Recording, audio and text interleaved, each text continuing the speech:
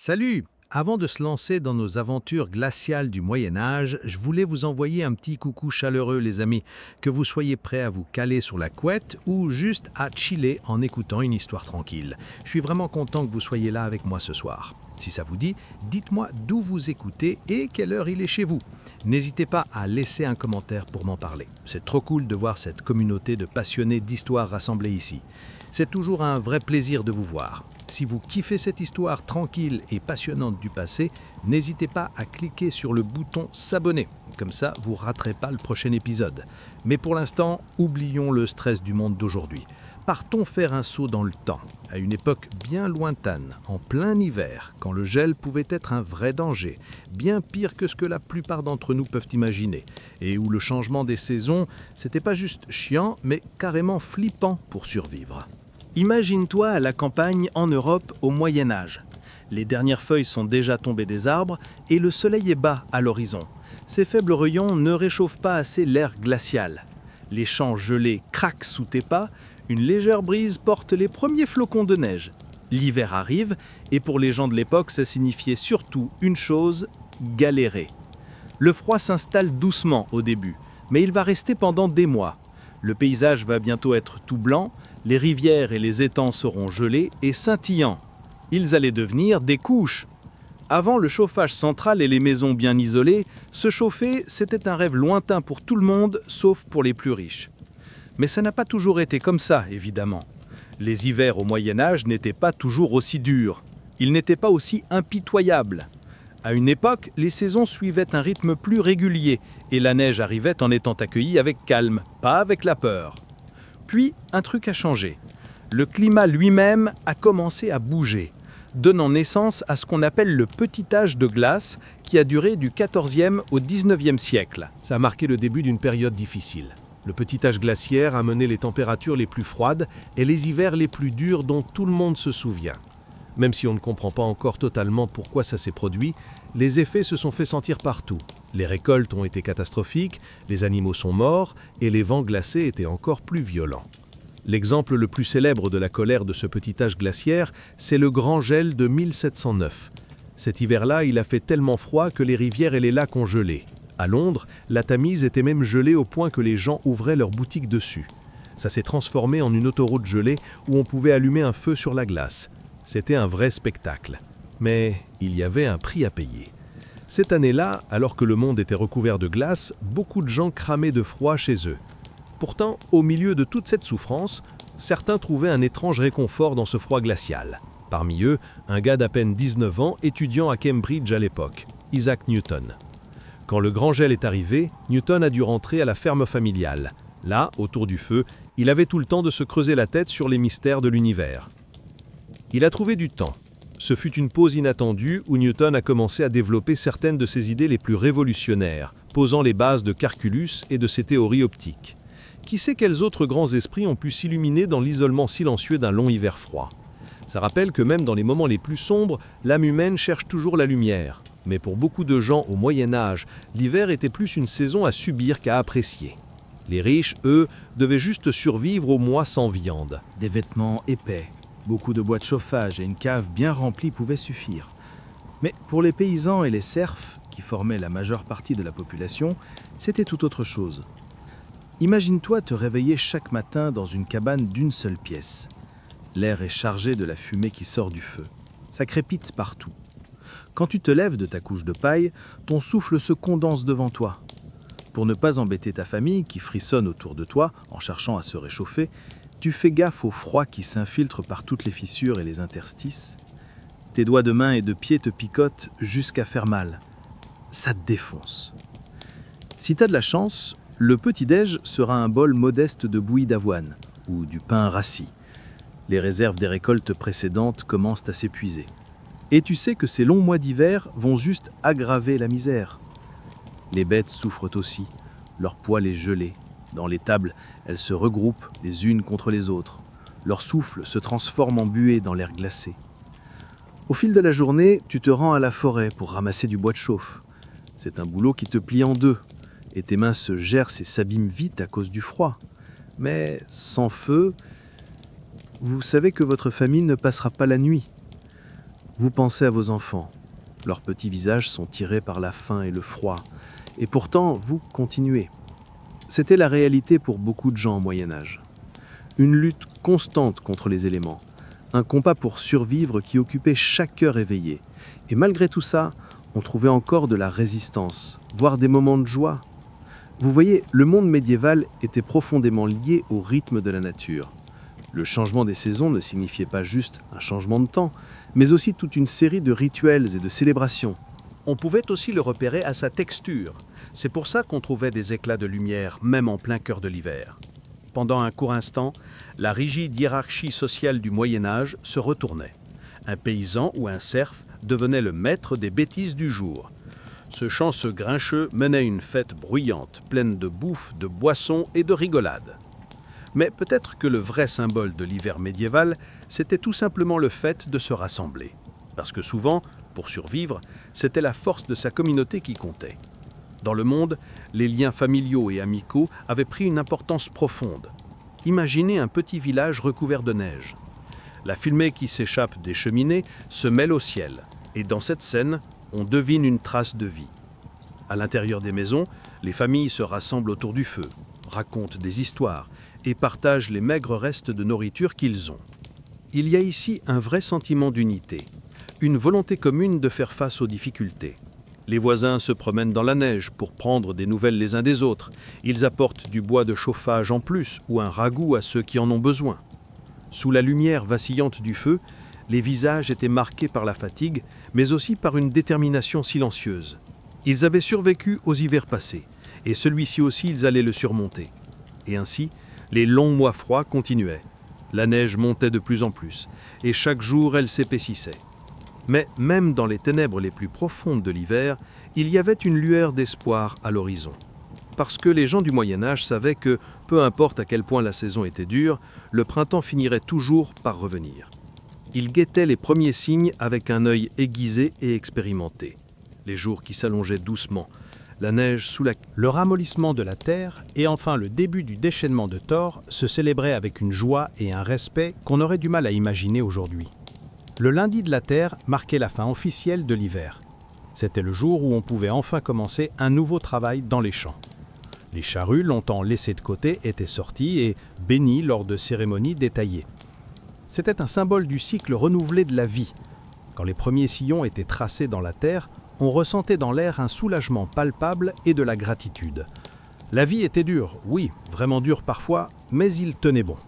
La longue obscurité de l'hiver, ils ont survécu à la famine, au froid et à l'incertitude totale. Les gens du clan du partenaire Alripas s'accrochaient fermement à la vallée du printemps. Et maintenant que la terre commençait à fondre et que les jeunes pousses verdoyaient vers le soleil, cette promesse était tenue. C'est une résistance difficile à imaginer à notre époque de confort moderne et de facilité. Penser qu'ils devaient affronter chaque année des défis aussi impitoyables, c'est presque impossible à concevoir. Et pourtant, savoir que nos ancêtres faisaient exactement ça, c'est quelque chose de profondément humble. Face à la dure réalité implacable de leur monde, c'était presque anodin. Ils ont affronté ça avec une force et une détermination qui n'avaient rien d'autre. Dans les moments les plus sombres, ils ont trouvé de l'espoir et de la joie dans les choses les plus simples, laissant derrière eux un héritage de résistance qui résonne à travers les âges. Alors, la prochaine fois que tu trembleras un jour d'hiver glacial, prends un moment pour penser à ceux qui sont partis avant toi. Souviens-toi de leur lutte et de leur victoire, de leur peine et de leur joie, et surtout de cet esprit humain indomptable qui les a maintenus debout, même dans les hivers les plus rudes. Parce qu'au final, c'est ça la plus grande leçon qu'on puisse tirer du Moyen-Âge. Peut-être que c'est ça la leçon. Peu importe à quel point la nuit est sombre ou le vent froid, la vallée du printemps est toujours juste au coin. Et voilà, cher auditeur, on arrive à la fin de notre voyage à travers les hivers rudes de l'Europe médiévale. J'espère que ces histoires de lutte et de résilience t'ont offert un nouveau regard sur tes propres expériences avec les saisons. Comme nos ancêtres il y a bien longtemps, tu trouveras toujours chaleur et réconfort dans les liens familiaux et communautaires. Et la vallée du printemps, même dans les nuits les plus froides. Ça éclaire ta route. Merci d'avoir partagé ce coin charmant de l'histoire avec moi. Et n'oublie pas, si tu as kiffé le temps passé ensemble ce soir, abonne-toi et partage ces histoires avec un pote. Ça me ferait super plaisir. Il y a encore plein d'histoires fascinantes à découvrir ensemble. Mais pour l'instant, je te souhaite une bonne nuit. Reste au chaud, reste en sécurité, et à la prochaine pour un nouveau voyage dans le passé. Fais de beaux rêves. Les conditions glaciales de l'hiver étaient un véritable cauchemar pour la société médiévale. Quand l'hiver s'abattait vraiment fort, même les plus privilégiés n'étaient pas à l'abri de la rigueur impitoyable de la saison. Dans ces châteaux anciens, mal préparés pour affronter les mois les plus durs, les résidences royales devaient lutter contre le froid mordant et s'assurer que le palais restait bien approvisionné. Maintenir un domaine royal en pleine saison froide était une vraie galère logistique. Il fallait stocker des quantités énormes de bois pour alimenter les vastes cheminées qui rugissaient. En cuisine, le personnel devait composer avec la rareté des aliments frais. Pendant les longs mois sans pluie qu'il a traversés, il bossait en silence pour garder de quoi bouffer et conserver les foies pour le château. Les serviteurs faisaient tout pour boucher chaque fissure et recoin, histoire d'empêcher le froid mordant de rentrer. Mais même les préparatifs les plus méticuleux cédaient souvent face à la rudesse implacable de l'hiver. D'ailleurs, dans une histoire flippante, on raconte qu'une reine du Moyen-Âge est morte tragiquement congelée à l'intérieur des murs de son propre château. Selon les chroniqueurs de l'époque, la reine de Hongrie Islasita a succombé un cruel matin de janvier 1326. Un gars a été retrouvé mort de froid dans son lit, victime d'un château qui aurait dû être un refuge. Ce genre de destin horrible montre comment, dans les ténèbres profondes de l'hiver au Moyen-Âge, le spectre de la mort étendait ses griffes terrifiantes. Mais même au milieu de toute cette misère, l'esprit indomptable des humains tenait bon et trouvait toujours une raison d'espérer. Pour la plupart des gens, cette faible lueur venait sous la forme de la fête de la Saint-Étienne, le 26 décembre.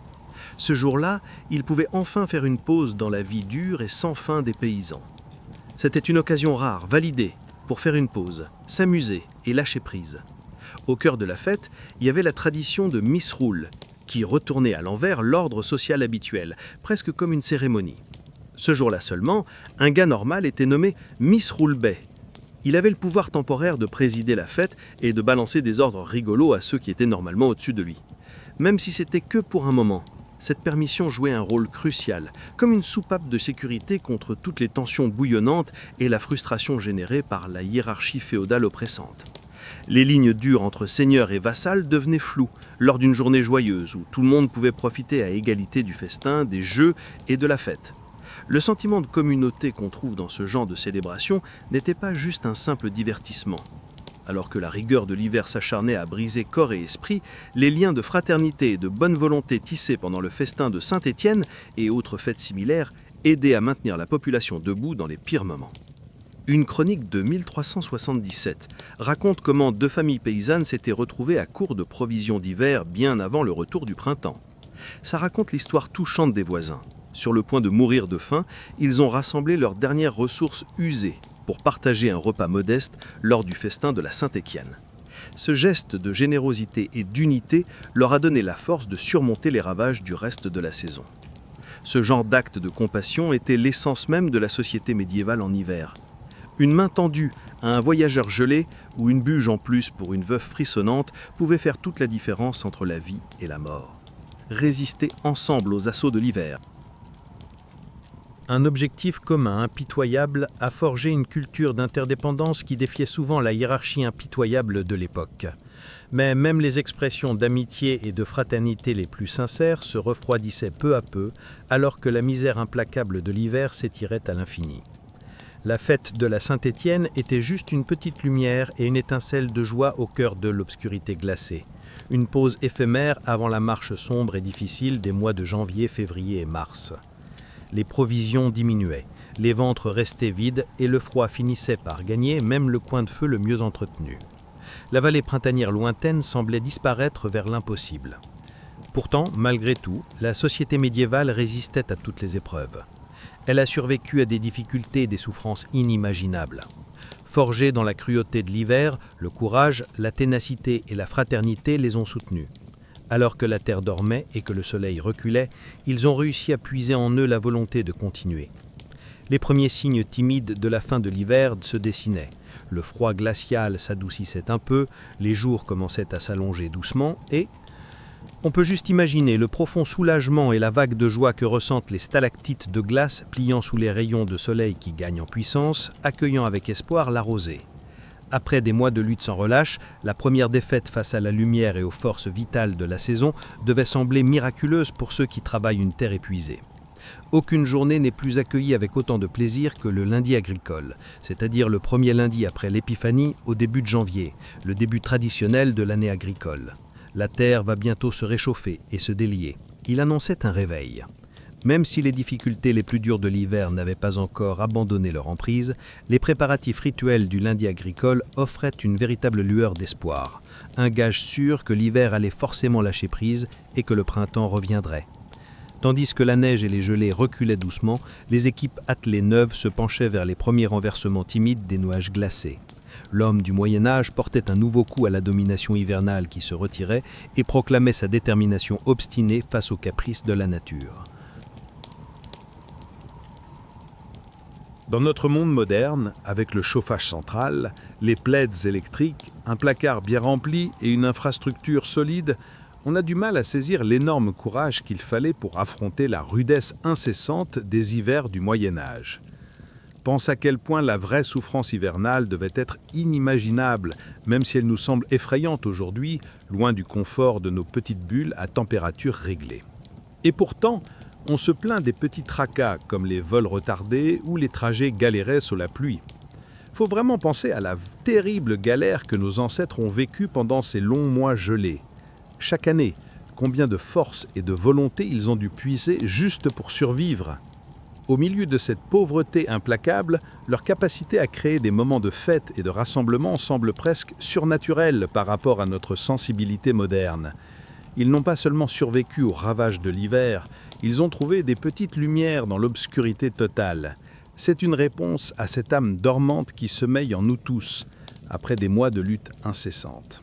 Alors, la scène des premières défaites livrées aux forces de la lumière et de la vie de la saison devait sembler miraculeuse à ceux qui travaillaient cette terre fatiguée. Aucun jour n'était plus apprécié que le lundi agricole, c'est-à-dire le premier lundi après l'épiphanie de début janvier qui marquait traditionnellement le début de l'année agricole. Il annonçait le dégel proche du sol et son réveil. Même si l'hiver n'avait pas encore complètement relâché son étreinte, les préparatifs rituels du lundi agricole étaient un véritable talisman d'espoir et de certitude face à l'hiver. C'était la garantie du dégel et du retour du printemps. Alors que la neige et le gel se retiraient lentement, les nouveaux harnais se penchaient vers les premières averses hésitantes des nuages froids. L'homme du Moyen-Âge portait un nouveau coup à la domination déclinante de l'hiver. Dans le monde moderne, avec nos maisons chauffées centralement, nos couvertures électriques, nos garde-manger bien remplis et nos infrastructures solides, nous avons du mal à comprendre la grande endurance nécessaire pour supporter la rigueur d'un hiver sans fin au Moyen-Âge. Les contraintes saisonnières sont contrôlées par la température. Même si nos petites bulles de confort nous paraissent intimidantes maintenant, imaginez à quel point la vraie souffrance en hiver devait être incompréhensible. Et pourtant, alors qu'on râle pour un vol retardé ou un trajet galère sous la pluie, on ferait bien de penser à l'acharnement inflexible qu'avaient nos ancêtres pendant ces mois glacés sans fin. Chaque année, ils devaient puiser dans des réserves incroyables de résistance et de volonté juste pour survivre. Et au milieu de cette pauvreté impitoyable, ils réussissaient quand même à créer des moments de fête et de camaraderie. Les sensibilités modernes semblent presque surhumaines. Non seulement ils résistent aux ravages de l'hiver, mais dans cette obscurité totale, ils trouvent des éclats de lumière. C'est un hommage à l'âme qui sommeille en chacun de nous. Alors, la prochaine fois que nos insatisfactions modernes commenceront à nous peser, peut-être qu'il vaudrait mieux ramener notre esprit aux impasses glacées de nos ancêtres. Essayons de saisir l'occasion de puiser dans les réserves de courage et de respect endormis en nous, pour honorer ceux qui nous ont précédés. Alors qu'on se blottit dans nos lits chauds avec reconnaissance, n'oublions pas ceux qui ont combattu avec volonté, amitié et cet espoir immortel. Quand la nouvelle année pointait le bout de son nez et que les fêtes agricoles du lundi disparaissaient des mémoires, la vie médiévale reprenait son rythme hivernal familier. Les plus chanceux se réfugiaient dans la chaleur modeste des baraques enfumées et des manoirs mal isolés. Pour les moins fortunés, l'hiver signifiait une lutte constante contre la nature pour survivre. L'un des plus gros défis de l'hiver, c'était les épidémies qui se propageaient à cause des conditions de vie étouffantes et malsaines. C'était comme une maladie toujours menaçante qui pouvait se propager comme un incendie. Le rhume, c'était une saleté habituelle, une douleur courante qui demandait de la patience. Mais des maladies plus graves suivaient aussi la population. À une époque où il n'y avait ni vaccin ni traitement efficace, la grippe était un ennemi terrible qui frappait les jeunes et les vieux avec sa fièvre, ses refroidissements et ses douleurs. Les épidémies pouvaient décimer des communautés entières. L'hiver à l'époque de Bayazit était particulièrement dur. Il y avait un type de grippe violente qui ravageait l'Europe, juste ça. En Istanbul, des milliers de vies ont été perdues, et ceux qui s'affaiblissaient à cause de la faim ou d'autres maladies étaient la proie d'un autre assassin sournois. Même la famille royale n'a pas échappé aux ravages de la maladie hivernale. En fait, comme les gens entraient et sortaient constamment, la maladie se propageait encore plus vite dans les forteresses et les palais. Un visiteur haut placé ou un pèlerin, accompagné de sa suite, pouvait sans le savoir ramener la peste. Henri VIII a probablement perdu sa chère épouse Jane Seymour à cause de complications post-apartum aggravées par les mauvaises pratiques d'hygiène de l'époque. Les gamins étaient peut-être les plus fragiles. Le temps pourri, les rations de bouffe trop justes et les conditions dégueulasses rendaient l'hiver vraiment dur pour les jeunes. Les bébés nés en plein froid, c'était carrément un mauvais départ dans la vie. Au 1500, à Londres, la moitié des gosses ne voyaient même pas leurs 5 ans. Une vieille tradition touchante en dit long. Ils attachaient un ruban noir sur la main d'un bébé vraiment malade. Si l'enfant mourait, ce ruban devenait le lincel. Ça servait à stabiliser. En hiver, c'était un rappel brutal de la charge mortelle qui pesait même sur les plus innocents. Le danger se cachait aussi bien dehors qu'à l'intérieur de la maison, alors l'hiver, c'était le moment de prier pour se protéger et survivre. Pour ceux qui avaient peu de moyens, même les indispensables comme un abri, de la nourriture et de la chaleur ne devaient pas être pris à la légère. La pauvreté hivernale, c'était une étreinte glacée, impitoyable et sans pitié. Le bois de chauffage, c'était une ressource précieuse régie par des lois strictes sur la collecte des bûches tombées en forêt. Une famille de paysans bricolait un abri de fortune en bois séché. On essayait de grappiller un peu de chaleur autour du fumier et de la paille en feu. Les animaux qui grelontaient avec leur souffle qui formait de la buée dans l'air glacé partageaient ce maigre peu de chaleur. La bouffe se réduisait à un morceau de viande salée, quelques pois secs et du pain rustique. C'était la maigre ration du quotidien. La récolte abondante de l'automne paraissait déjà loin, et les premières pousses timides du printemps étaient encore à des mois. En hiver, chercher de la nourriture voulait dire scruter la terre dénudée pour trouver des trucs résistants comme l'ortie, l'ail sauvage ou les champignons. En hiver, le manque de légumes frais donnait lieu à des dîners bien moroses. Un bouilli d'avoine classique, avec des pois, des haricots, du lard salé et, pour les chanceux, quelques herbes sauvages et de la ciboulette pour relever le goût. C'était fade, ennuyant, mais ça suffisait à tenir le corps et l'esprit jusqu'au printemps. Pour beaucoup, cette monotonie peu appétissante était même un luxe hors de portée. Tempêtes, sécheresses, insectes ravageurs et autres catastrophes pouvaient détruire les réserves de nourriture et plonger des régions entières dans la crise. La grande famine de 1315 au nord, c'était une période vraiment glauque en Europe, avec ses pluies torrentielles qui faisaient pourrir les récoltes dans les champs. Les récits d'époque dépeignent une image terrifiante de gens désespérés, réduits à manger des chiens, des chevaux et même de la viande humaine à cause de la famine. On racontait que des parents étranglaient leurs enfants morts de faim par pitié. Les cadavres s'entassaient dans les rues et les champs, il y en avait trop pour les enterrer correctement. Cette famine, aussi violente et massive soit-elle, était due à des échecs locaux dans les récoltes et l'approvisionnement alimentaire. Les famines étaient une menace constante. Une alimentation moyenne fluctuait entre la survie et la faim, comme marcher sur une corde raide. Il fallait se retrancher chez soi en sachant que les choses allaient probablement empirer avant de s'améliorer. Le froid hivernal affectait tous les aspects de la culture médiévale au-delà de la simple survie. Les loisirs, les pratiques religieuses, voire le crime et la justice portaient tous la marque évidente de la saison. La simple difficulté de subsister dans ce froid glacial colorait tous les aspects de la vie. Socialement, l'hiver c'était un moment où on comptait sur les liens familiaux et communautaires pour tenir le coup. C'était l'heure de se retirer. Les réunions joyeuses autour du tronc de Yule menaient à des occupations plus calmes parce que le voyage était dangereux et que le lever du jour était rare. Pendant les longues soirées sombres, les gens se tournaient vers eux-mêmes pour trouver du plaisir et de la richesse. La lumière des roseaux et la lueur vacillante des bougies à huile éclairaient les scènes de couture, de tissage et de gravure.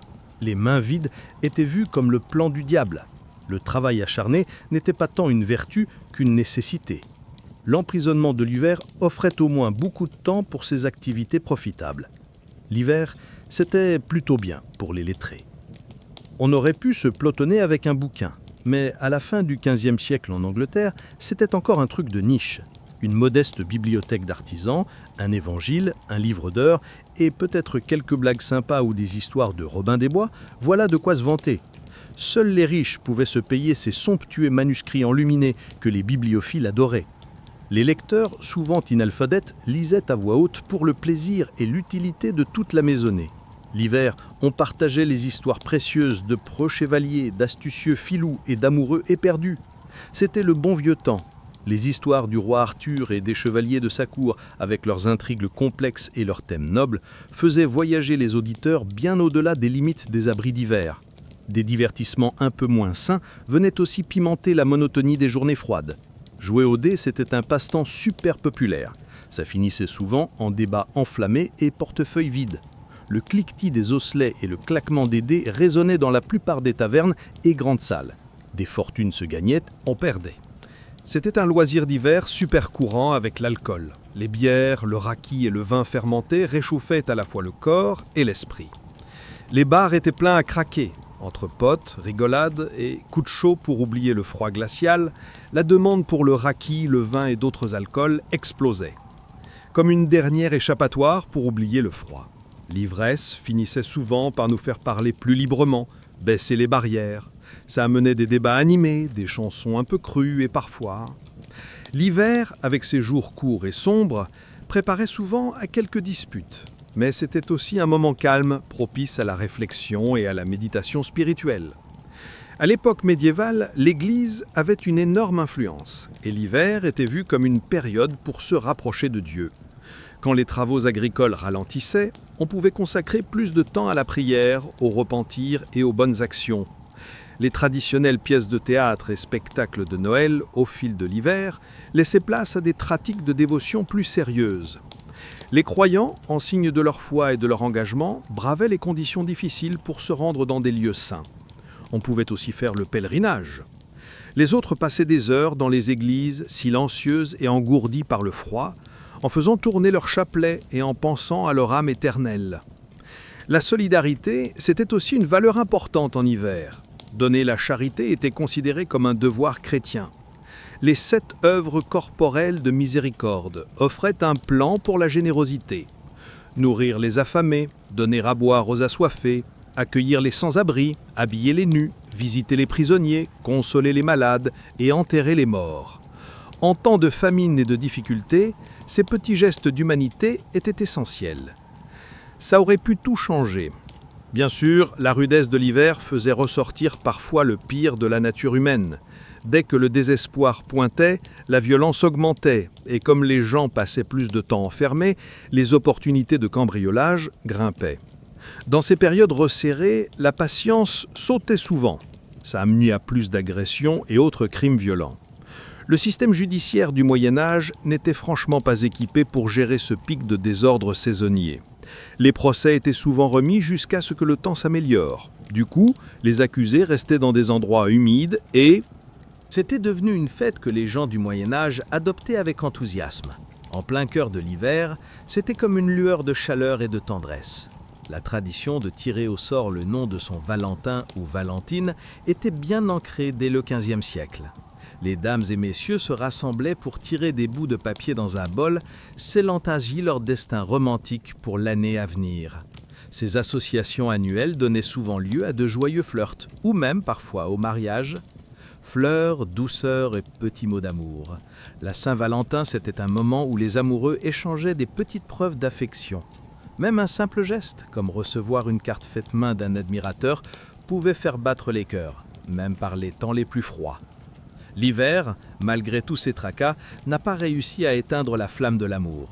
La fête de la Saint-Valentin arrivait alors qu'on entamait un gros régime et que le froid se faisait encore plus mordant. Mais on sentait que le pire était derrière nous et que des jours meilleurs approchaient. Les perce-neige et les crocus sortaient fragilement la tête du gel, signalant la fin de l'hiver. C'était la preuve concrète que la mainmise glaciale commençait enfin à s'affaiblir. Pendant tout le Moyen-Âge, les saisons suivaient leur cycle impitoyable et aucune ne laissait une trace aussi forte que l'hiver. C'était une période de privation et de difficulté. Un temps où survivre était un exploit, mais aussi un moment de résistance et de calme, même face aux éléments les plus durs. L'hiver médiéval, c'était un vrai test pour l'âme humaine, un défi pour la foi, la famille et les valeurs communautaires. Des stalactites de glace étincelantes, des prés gelés et de longues jachères, des champs abandonnés peuvent être une scène parfaite, comme une carte postale, mais la réalité de la saison n'avait rien de joli. Cette neige, cette glace et ce manque, c'était un vrai parcours du combattant pour les gens. C'est sur le dos de ceux qui ont tenu bon face aux pires conditions de l'hiver au Moyen-Âge, tout en gardant espoir au printemps, que tout s'est construit. On ne peut qu'avoir un immense respect pour cette ténacité. Alors la prochaine fois que tu râles à cause d'un train en retard ou d'un trottoir boueux, pense au Moyen-Âge, pensez à vos ancêtres. Ils affrontaient chaque hiver comme une bataille où il fallait se battre avec tous les moyens du bord, sans chauffage central ni appli météo, et chaque printemps, ils en ressortaient victorieux. Nous sommes les héritiers et les bénéficiaires de leur détermination et de leur esprit indomptable. Et avec ça, je vous laisse bien au chaud dans votre lit avec votre couverture électrique. Je sais que l'hiver est largement dompté aujourd'hui, en grande partie grâce à ceux qui nous ont précédés et qui nous ont montré comment faire. Que vos rêves soient doux comme une neige légère. Que ta maison soit pleine de cheminées bien chaudes et que tu te réveilles dans un monde où l'hiver est plus un ami qu'un ennemi. Sous le faible soleil d'hiver qui peine à percer les nuages gris-plomb, les gens du Moyen-Âge tremblent, resserrant leurs capes usées autour de leurs épaules. Le gel mordant de l'hiver leur pénètre jusqu'aux os comme s'il les glaçait jusqu'à la moelle.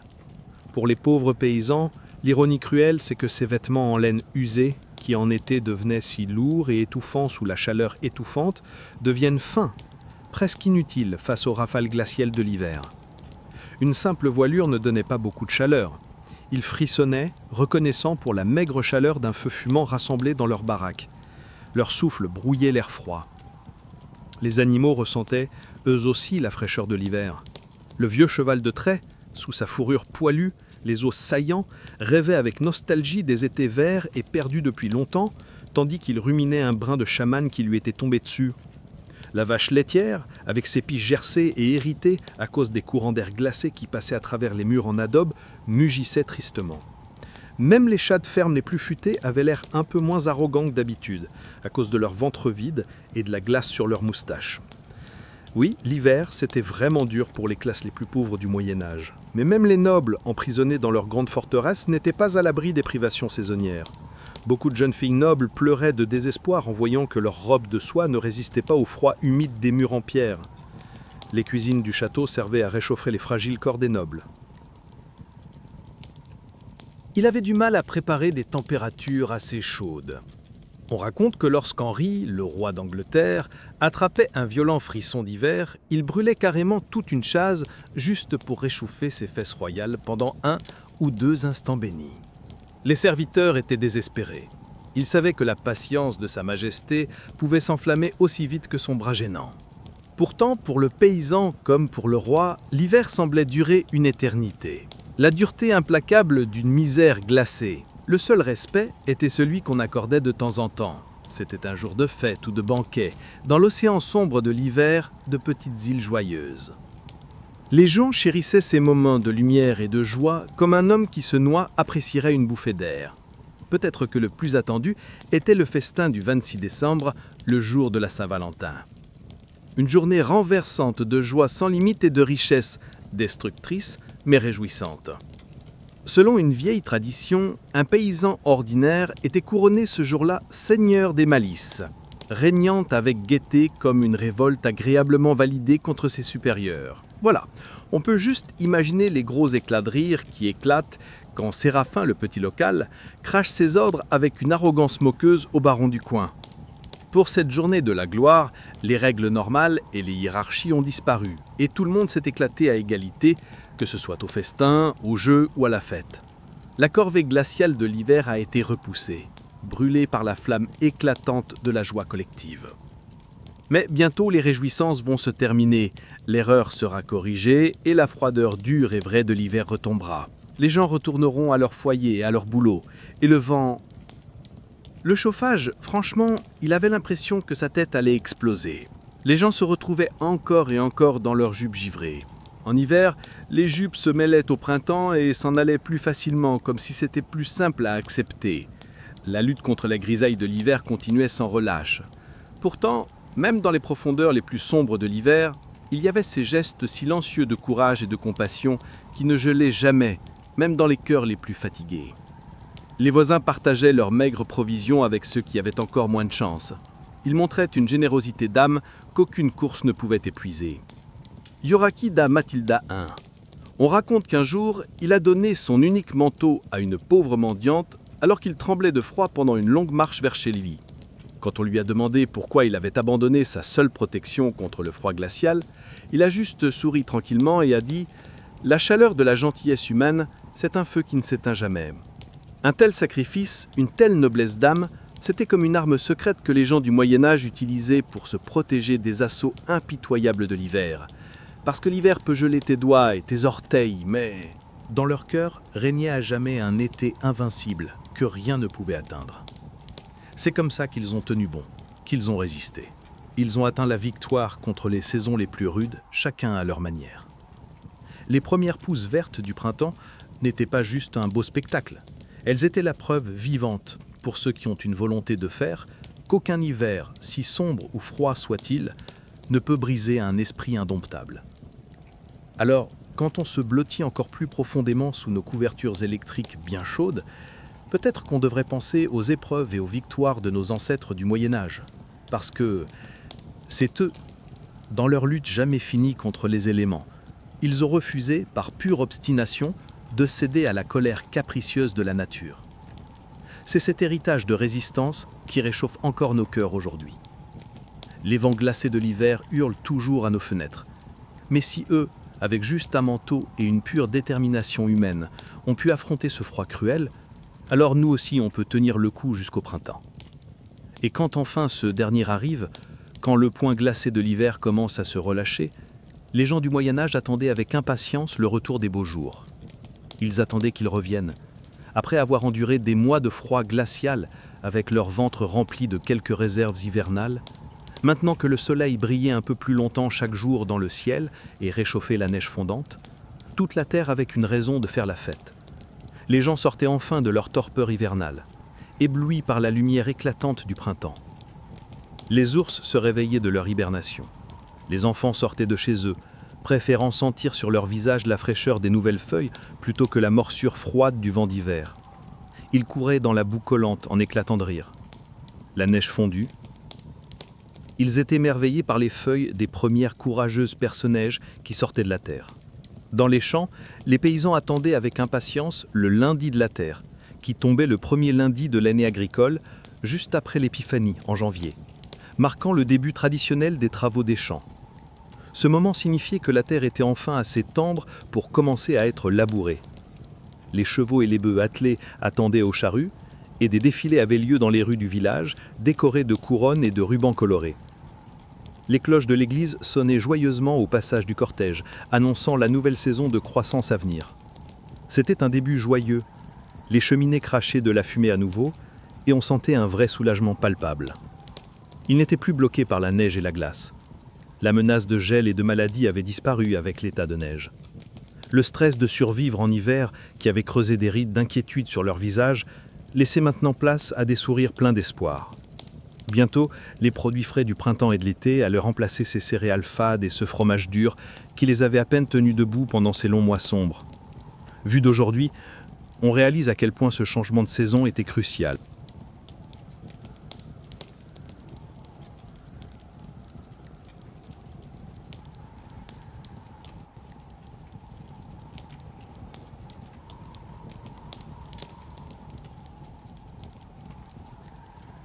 Du mal à s'imaginer ça, non?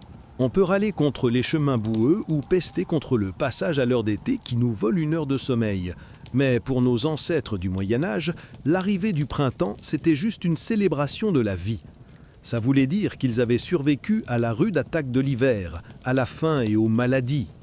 Le fait que les arbres squelettiques reverdissaient était le reflet extérieur de ce renouveau intérieur et de cette renaissance que ressentaient les gens du Moyen Âge au fur et à mesure que la chaleur et la lumière revenaient une part de cette joie. La douce arrivée du printemps résonne encore dans les chansons populaires et les poèmes du Moyen Âge. Une chanson anglaise annonce joyeusement « Loud sing cuckoo, grow at seed and blowed meat, and spring at the wood new sing cuckoo ». En gros, ça veut dire que le coucou chante fort, les graines poussent, les prés s'ouvrent et la forêt reverdit. C'est une joie pure, impossible à réprimer, portée par une rime simple mais évocatrice. Voilà donc la force immense, la résistance et l'envie de vivre que nos ancêtres du Moyen Âge avaient. Prenons un moment pour savourer cette joie. Malgré des conditions parmi les plus difficiles qu'on puisse imaginer, ils ont serré les dents et grâce aux liens de leur communauté, ils ont traversé chaque hiver.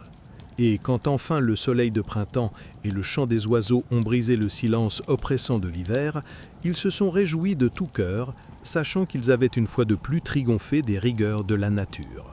Blottis qu'on nous lit chaud, couinant un peu à cause du froid dehors, on a poussé un soupir de soulagement quand la neige a fondu en boue, en ouvrant les volets sur l'air doux du printemps. On ferait bien de penser à ces âmes très anciennes qui, laissant l'hiver s'abattre sur nous, nous ont portés jusqu'à aujourd'hui avec une détermination et une joie de vivre à toute épreuve. Que ça leur serve de force à eux et à nous un rappel quand on traverse à notre tour nos propres saisons sombres, au sens propre comme au figuré.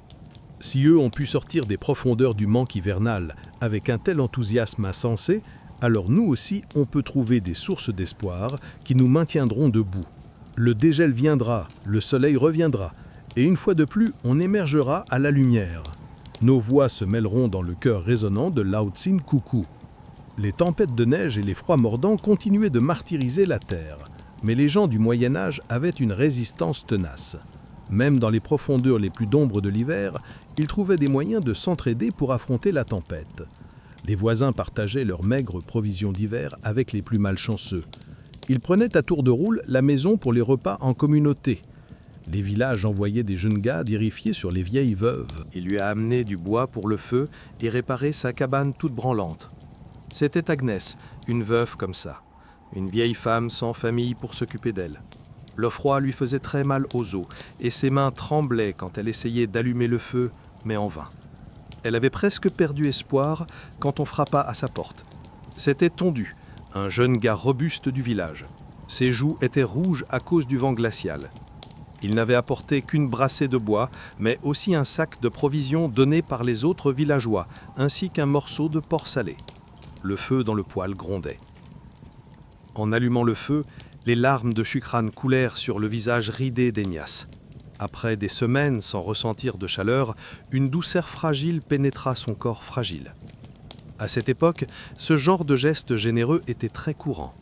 Même les riches, voire les nobles, n'étaient pas à l'abri de la compassion. Lady Margaret, l'épouse du comte local, était connue pour ses grandes campagnes d'aide durant l'hiver. Même si son château était bien approvisionné, elle insistait pour envoyer des wagons remplis de céréales, de conserves et de nourriture aux villageois les plus pauvres de la région de son mari. Certains nobles bien nés se moquaient de ça. Quant aux paysans, ils n'étaient pas franchement doués avec les bêtes. « Pourquoi gaspiller de la bonne bouffe pour eux ?» disait-il. Mais Lady Margaret était fermement attachée à son devoir chrétien de venir en aide aux malchanceux, surtout quand un hiver rigoureux a frappé la région. Lady Margaret a travaillé durement pour faire durer les provisions. Elle a ordonné aux cuisiniers de préparer des soupes et des ragoûts nourrissants à distribuer aux pauvres qui frappaient aux portes affamés. Les marmitons grognaient à cause du boulot en plus. Mais le cuisinier Wenner, un gros bonhomme, partageait le sens du devoir noble de sa maîtresse. Elle s'est mise au boulot. Elle a rempli la soupe avec les derniers radis noirs et pommes de terre du magasin. Les paysans affamés ont siroté avec reconnaissance la viande de mouton blanchâtre dans ce bouillon gris sans rien à gaspiller. Pour certains, ce serait leur seul repas pendant plusieurs jours. Au fur et à mesure que l'hiver s'éternisait, même les coffres de Lady Margaret commençaient à se vider. Elle a commencé à vendre silencieusement ses bijoux et ses objets précieux pour obtenir plus de provisions des villages voisins. Son mari, le comte, respectant la piété de sa femme, préférait ne pas intervenir. Eux aussi traversaient des moments difficiles. Bien qu'il s'inquiète qu'il reste sans défense, il a quand même joué un rôle en aidant ceux qui souffraient. À l'église, les monastères ouvraient leurs portes aux pauvres et aux malades, leur offrant un lit de paille chaud pour dormir, ainsi qu'un repas quotidien simple composé de pain et de bière. Certains géraient même des hôpitaux rudimentaires pour soigner les patients gelés et désespérés. Les moines considéraient ça comme leur devoir sacré. Même si C'était les leur images façon et les odeurs d'imiter de la la maladie compassion et de la sacrificielle putréfaction lui de donnaient Christ. la nausée, Le il père se forçait William à verser du était bouillon un jeune dans la novice bouche des chargé vieux de édentés s'occuper des et à malades changer à les l'hôpital pansements du imbibés monastère. de pus des plaies infectées.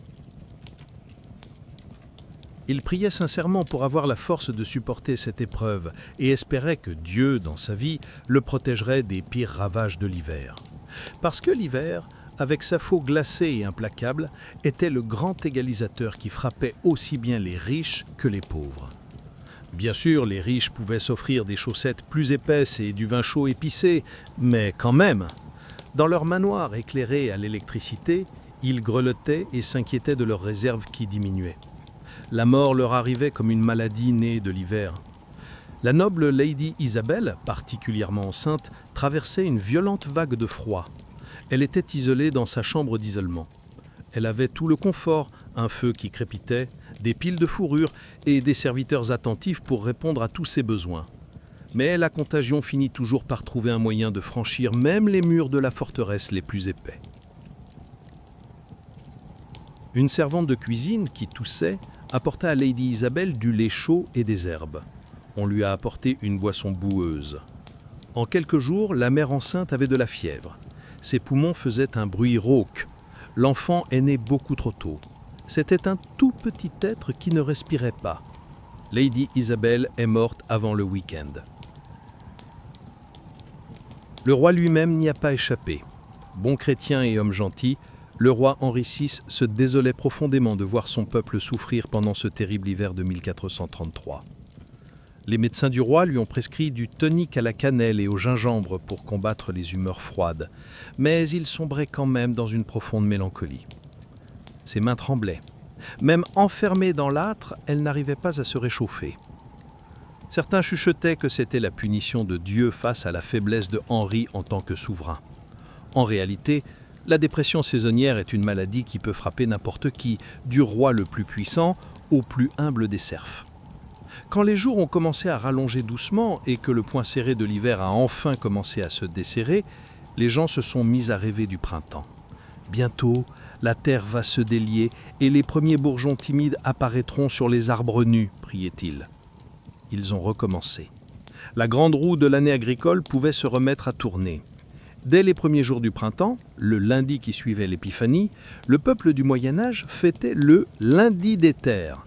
C'était le moment où, malgré le gel, on creusait symboliquement la première raie dans la terre, un signe d'espoir pour les futures récoltes. Les hommes du village se noircissaient le visage avec de la suie pour attirer la chance et défilaient dans la boue avec leurs charrues tenues bien haut. Pour réveiller la terre endormie, ils chantaient des chansons brutes. Puis venait la danse, bien nourrissante. Il y avait de la bouffe et à boire en quantité pendant un bon mois. C'était comme une promesse que les jours sombres de l'hiver étaient derrière nous et que des lendemains plus lumineux nous attendaient. Ce même cycle sans fin se jouait à tous les niveaux de la société. Dans les grands salons des ducs et des comtes, les ménestrels jouaient des airs joyeux et les couples s'élançaient dans des danses folkloriques bien rythmées, plein d'optimisme pour la nouvelle année. Le roi aussi organisait un festin royal au palais. Les tables croulaient sous les cygnes rôtis et les douceurs à base de massepain. Même les paysans les plus modestes venaient avec leur famille, le ventre plein d'espoir. Ils ont ressenti un soulagement en avançant vers leur modeste champ, serrant fermement leurs précieux sacs de graines bien gardés. La malheureuse veuve Agnès, au seuil de la mort, se retrouva à remuer une marmite de soupe en train de bouillir. Elle marmonnait de façon discordante. Elle avait traversé les épreuves de l'hiver dans l'espoir de voir une aube printanière. Dieu merci. L'hiver avait été brutal. C'était un fait indéniable. Une série de souffrances et de difficultés, de la faim au froid mordant, jusqu'au fantôme de la mort et de la maladie. Ça amenait son lot de galères. Mais c'était aussi un moment où la vraie résistance des gens du Moyen-Âge et leur esprit collectif brillaient. Quand il regardait cet hiver sombre et déprimant, il répondait avec générosité, courage et même une certaine joie provocante. Il comprenait que l'hiver faisait forcément partie du grand cycle de la vie, et que la meilleure façon de combattre le froid, c'était de se retrancher à l'intérieur et de tenir bon ensemble. Alors ce soir, pendant que tu te blottis sous ta couette confortable, râlant peut-être à cause de la facture de chauffage qui flambe ou en grattant un peu de givre sur le pare-brise, pensez à vos ancêtres du Moyen-Âge. Imaginez comment ils survivaient d'un hiver à l'autre, sans couverture chauffante électrique, sans chauffage central, et sans faire leurs courses d'un simple clic. Nos soucis hivernaux modernes, aussi envahissants qu'ils semblent sur le moment, pâlissent face à ce que les gens du Moyen-Âge affrontaient chaque année. Peut-être qu'on pourrait en tirer une leçon. Empathie, générosité et cet espoir indomptable du printemps sont les vrais remèdes pour affronter les galères que la vie nous jette. Qu'il s'agisse d'un froid polaire ou d'une pandémie, ce sont de bons chemins. Accueillons tous le printemps à venir avec un cœur rempli et reconnaissant. Peu importe la profondeur de la neige, on sait qu'elle finira par céder au soleil qui réchauffe. La dureté de l'hiver rend l'arrivée du printemps encore plus douce. Comme disait un roi du Moyen-Âge, affrontons courageusement l'hiver pour pouvoir profiter du printemps pour toujours. En marchant sur les tas de neige, on entend le craquement de la glace sous nos pieds. Dans cet air glacé, notre souffle se transforme en buée. Des stalactites de glace pendent des clôtures et des toits de cabanes debout, sous un soleil pâle.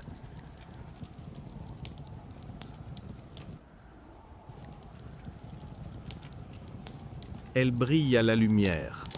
Le village est rassemblé, silencieux et immobile, prêt à affronter l'assaut de l'hiver. Pour la plupart de nos ancêtres du Moyen-Âge, l'hiver ressemblait à ça. Ce n'est pas comme dans les châteaux confortables décorés de houx, où la musique et les éclats de rire créent une ambiance joyeuse et on imagine de grandes fêtes. Non, pour la grande majorité, l'hiver, c'était un temps de froid glacial, de faim impitoyable et de lutte acharnée pour survivre. Le spectre de la croisée restait toujours présent. Les récoltes étaient flétries, les animaux rares et poser de la nourriture sur la table devenaient un combat quotidien. Les greniers à blé, les réserves ont fondu, les herbes amères et les navets flétris étaient tout ce qui séparait une famille de la famine. En 1315, lors d'un hiver rude et sans pitié, la récolte d'un paysan anglais du Moyen-Âge a chuté d'un tiers à cause des tempêtes et du gel glacial. Les serfs désespérés en sont arrivés à manger la paille de leurs chaumières et à faire bouillir la peau de leurs souliers. Malgré tout ça, ils étaient toujours forcés de travailler pour leur seigneur. La malnutrition affaiblissait leur corps, le rendant vulnérable aux maladies d'hiver. Le rhume se transformait vite en une maladie grave. La grippe pouvait facilement évoluer en pneumonie ou en bronchite, ce qui faisait vraiment peur. La grippe se répandait dans les villages comme une faux chant jeunes et vieux, qui tremblaient dans leurs cabanes mal entretenues. Les gens du Moyen-Âge, aux dents qui claquaient, se réunissaient dans les maisons aux volets fermés pour se protéger du froid, profitant de la chaleur relative. Mais cette proximité et ce confort avaient un prix. L'air vicié, chargé de l'odeur des corps pas lavés, des toilettes infectées et des joncs sales, était un vrai terrain propice aux maladies.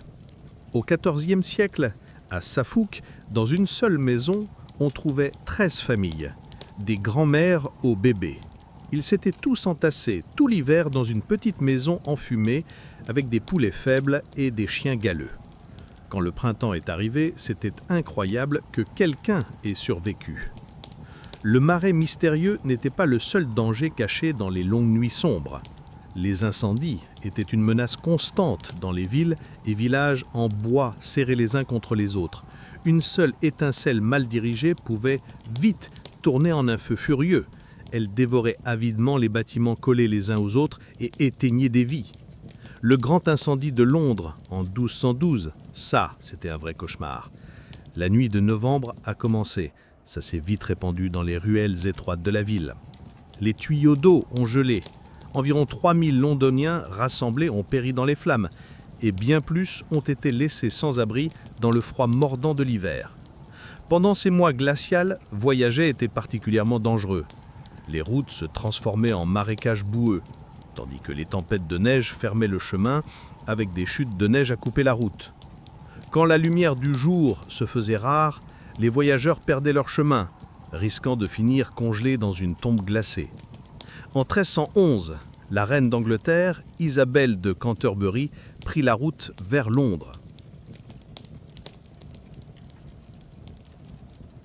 À mesure que la pénombre hivernale s'épaississait, la troupe s'est perdue. Et pendant que la reine enceinte pleurait beaucoup, submergée par la peur et la fatigue, ils erraient désespérément jusqu'au matin. L'assaut de l'hiver n'épargnait pas non plus les animaux de travail. Les chevaux et les bœufs s'affaiblissaient avec le peu de nourriture hivernale disponible. En tirant des billots et des charges dans une neige qui leur arrivait aux genoux, leur haleine formait de la buée dans l'air glacial. Le gel, les membres engourdis, les sabots craquelés et les roues des chariots étaient tous affectés de la même façon. Pourtant, dans les tréfonds sombres de l'hiver, au Moyen-Âge, les gens captaient la lumière des particules. Le jour de la Saint-Étienne, ou ce qu'on appelle aujourd'hui le Boxing Day, c'était un moment de charité et de bonne volonté.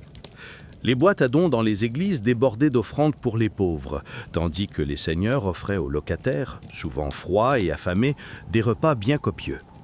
La tradition du seigneur farceur apportait une étincelle de fête déchaînée même dans les journées les plus sombres. Un bouffon paysan de rang modeste, ou un diacre, était couronné roi et menait des joyeuses révoltes pleines d'ivresse, d'échanges de rôles et de plaisanteries.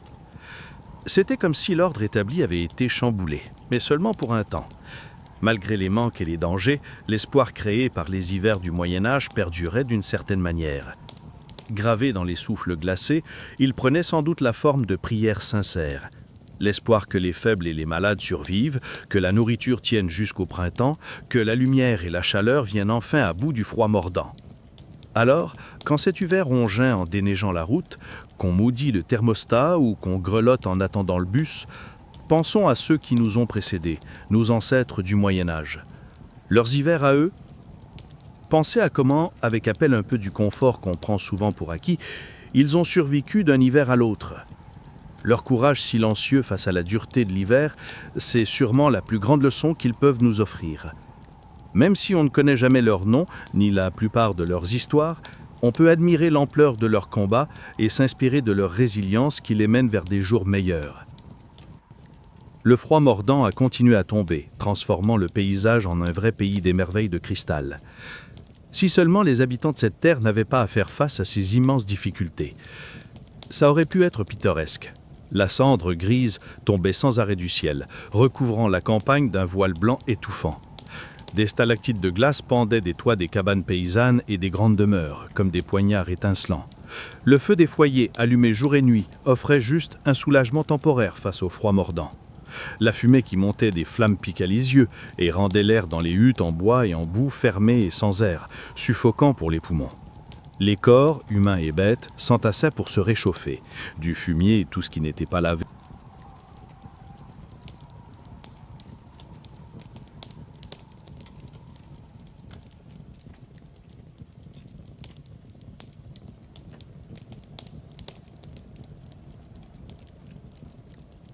Les odeurs piquantes de la viande se mêlaient à un parfum unique d'hiver médiéval.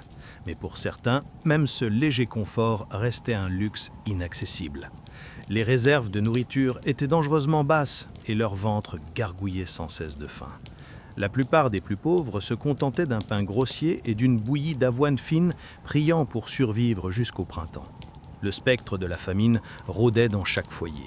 Personne, du vilain au noble de haut rang, ne pouvait échapper à la mort glaciale de l'hiver. Le froid s'immisçait en eux, dans ces courants d'air piquants qui chassaient une humidité implacable. Même les rois couronnés tremblaient sous leurs montagnes de fourrure.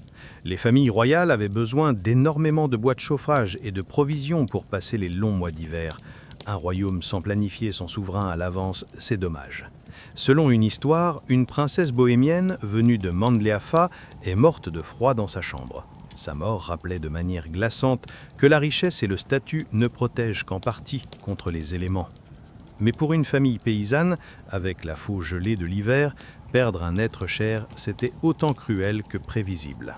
La maladie a contribué au nombre énorme de décès de la saison. La faim et la faiblesse dans les communautés proches ont fait que les maladies et les fièvres se sont répandues comme un incendie sauvage. L'air vicié et enfumé des baraques, ainsi que la saleté partout, rendaient les habitants encore plus vulnérables aux infections. Les médecins du Moyen-Âge, avec leur traitement inutile basé plus sur des superstitions que la science, ne pouvaient pas faire grand-chose. Les routes étaient dangereuses en hiver, avec la neige accumulée et la glace. Les galères augmentaient. Seuls les désespérés ou les téméraires osaient s'éloigner du confort minime de leur maison pendant les mois les plus sombres. Voyager à n'importe quelle distance devenait une épreuve où chacun mettait sa peau en jeu. Les charrettes des commerçants ambulants restaient vides. Les villages isolés étaient privés des biens dont ils avaient besoin. Malgré la colère des seigneurs locaux et du clergé, les impôts et les taxes n'étaient pas collectés, et la pauvre armée, contrainte d'organiser une expédition sur des routes enneigées, voyait ses provisions gelées dans le froid. Ils étaient épuisés. L'hiver 1407 a vu l'une des plus incroyables réussites militaires du Moyen-Âge. Tout ça est né de la nécessité de cette guerre d'hiver impitoyable. Le chef gallois rebelle sans peur, Owen Glendower, s'est retrouvé face aux forces supérieures du futur roi Henri V, dans des cols de montagne étroits. Habitués à ces conditions difficiles, les hommes de Glendower ont piégé les Anglais en plein milieu d'une tempête de neige aveuglante.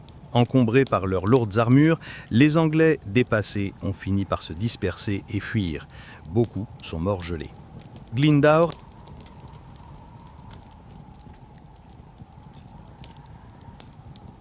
L'hiver, la victoire éclatante remportée par Gali grâce à ses talents de guerrier est encore présente dans les légendes. Les hivers du Moyen-Âge en Europe étaient souvent marqués par des famines dévastatrices qui faisaient d'innombrables victimes. Lorsque le froid persistait et que les semailles de printemps étaient retardées, les pénuries alimentaires commençaient rapidement. La grande famine de 1315-1317, tristement célèbre, fut une catastrophe provoquée par un printemps exceptionnellement humide et froid qui fit pourrir les récoltes dans les champs d'Europe du Nord. Les 2 années suivantes, les mauvaises récoltes successives entraînèrent la mort de nombreuses personnes victimes de la famine. Ça a tout détraqué. En Angleterre, le prix du pain a flambé jusqu'à 20 fois son coût normal. Les pauvres ont commencé à manger des racines d'herbe, voire de l'écorce d'arbres. Désespérés, les éboueurs ont creusé dans les tombes pour cannibaliser les morts. On estime que dans des villes comme Ypres et Bruges, en Belgique moderne, entre 10% et 25% de la population est morte. À Trie, en France, un habitant a écrit dans son journal que les pauvres mangeaient leurs chiens, chevaux et d'autres trucs dégoûtants. La misère a poussé ceux qui étaient mal nourris à se tourner vers le vol et la violence pour survivre. Le crime et la maladie se sont mêlés. Les chroniques de l'abbaye Sainte-Marie racontent une histoire déchirante. Une femme affamée, enfermée pour avoir volé une miche de pain. Elle était enceinte et affamée, mais le boulanger ne voulait pas lui donner de pain. Alors, elle a volé une miche et s'est fait attraper. Les juges n'allaient pas la pardonner. Du coup, elle a été pendue. En mourant, son bébé est tombé de son ventre sous les yeux de tout le monde. L'enfant criait, couvert de sang, par terre. Mais personne ne voulait le toucher ni le sauver. Et le bébé est vite mort là où il était tombé. La famine s'est enfin un peu calmée en 1318, quand le temps est redevenu clément et que les récoltes ont commencé à pousser.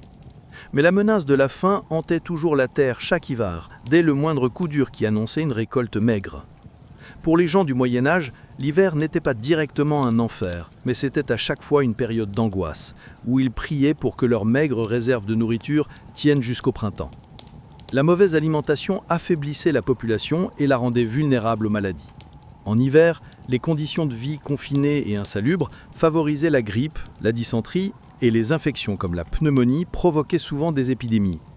Surtout, les maladies respiratoires étaient graves parce qu'elles se répandaient par la toux dans l'air froid et enfumé où les gens se rassemblaient autour du feu, ce qui faisait payer un lourd tribut. Au Moyen-Âge, même un simple rhume d'hiver pouvait vite devenir mortel. Les médecins du Moyen-Âge misaient sur des traitements douteux comme la saignée ou les purges pour rééquilibrer les humeurs du patient. Pendant le rude hiver de l'an 814, l'empereur Charlemagne demandait à ses médecins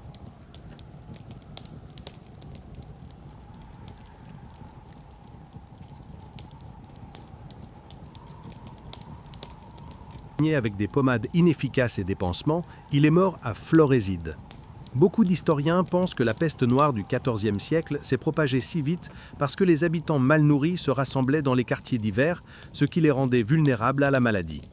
L'épidémie de 1348-1349 a fait un nombre hallucinant de morts, entre 30 et 60% de la population européenne. Une histoire touchante vient de Pistoia, en Italie. Un homme appelé Ser Luca écrit à son frère Francesco pour lui raconter la destruction. « Mon cœur est malade, et à peine. Je me force à écrire, parce qu'ici, ça va de mal en pis. La plupart sont morts, et il y en a encore qui crèvent. Les boutiques sont fermées, les bistrots désertés. Dans la rue, il n'y a que des fantômes qui passent. Des maisons touchées par la mort où résonnent les cris de douleur. L'odeur de la décomposition monte des fosses communes. J'ai peur que notre ville devienne bientôt complètement morte.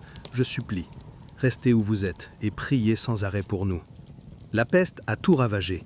Tous les villages ont disparu. La douleur, ce froid glacial, la terreur des enterrements expéditifs et le traumatisme. Par peur de la contagion, les malades étaient envoyés mourir seuls sous la neige.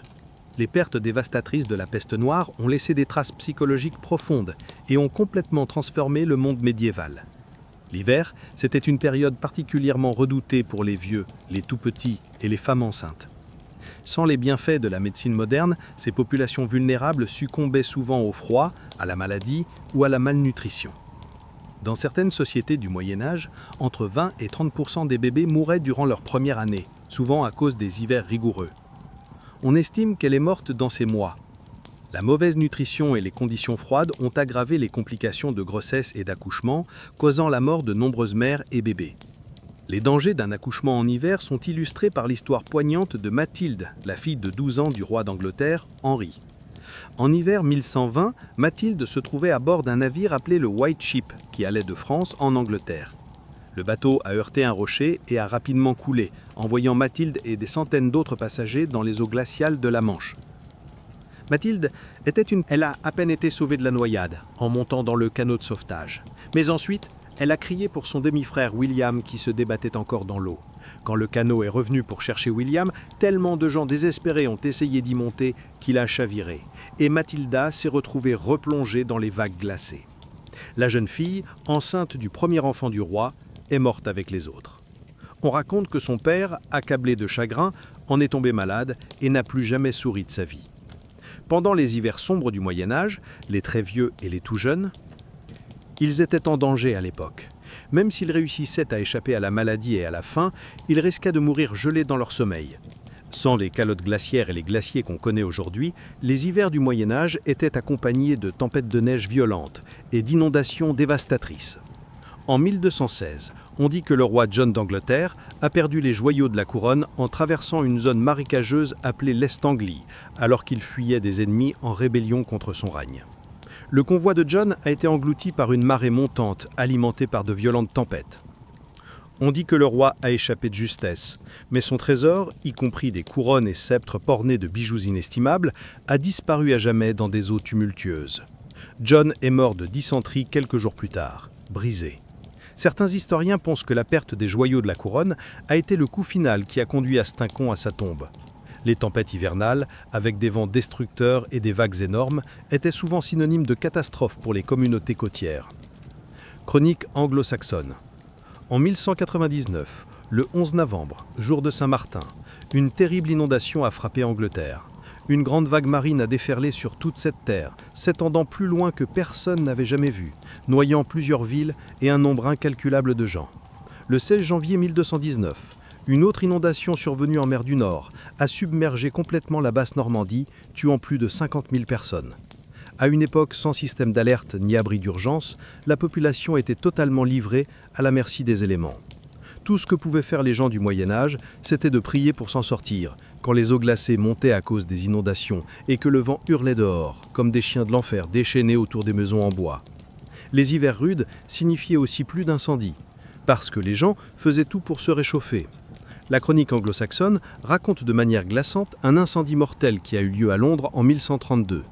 Un feu terrible a éclaté sur le pont de Londres et s'est propagé si vite qu'on n'a pas pu l'éteindre.